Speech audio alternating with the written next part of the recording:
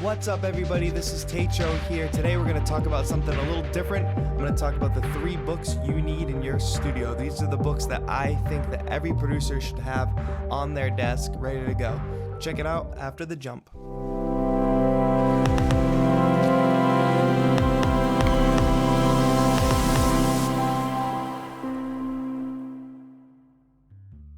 Alright, first up we have Mixing Audio by Roe Izaki. This is your manual on all things audio, and it's not just for beginners, it's for vets too. If you want to go back and figure out why your mix is sounding a certain way, or you just want your mixes to sound a little bit better, you can check this book because chances are one of the chapters have outlined your exact problem. The visuals in this book are great, anything from charts and graphs to best practices on how to keep yourself organized like you can see here. But of course, for music producers, we need to know how things sound, and this book references specific mixes by specific producers and comments on them so you can go and listen along with the book.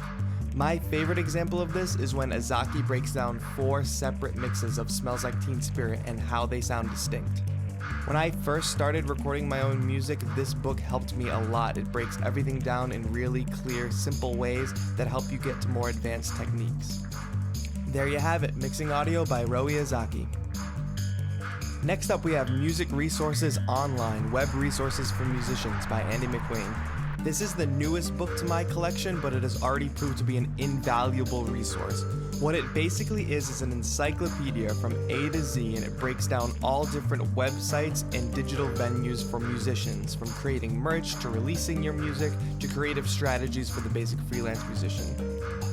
Every day we're bombarded with different digital outlets for our music, different social media spaces, and it's hard to keep them all straight.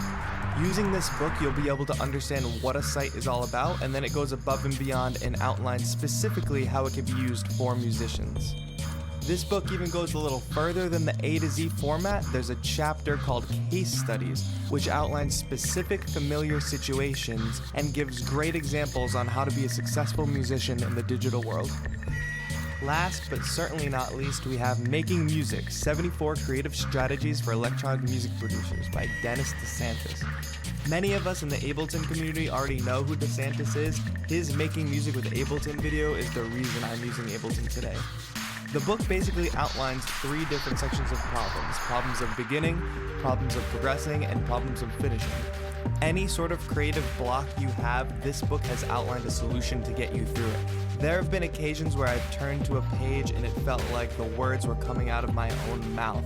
And sometimes as an electronic music producer, we can be sort of siloed in our own studios. And this book made me realize that a lot of us are going through the same creative blocks, and it gave me solutions to solve them. Not only does this book feature specific screenshots from Ableton, but it also features a lot of written notation, which is helpful for me as someone who learned in both formal and informal settings. Well, there you have it, guys. If you liked this video, please give it a thumbs up. If you found the information helpful, please share it around. It's for everybody to know. And if you like the content on this channel, please click subscribe. The links are in the description below. And if you're looking for even more content, please don't forget to check out my Instagram, Twitter, and of course, Facebook. This has been TAETRO. Have a good one.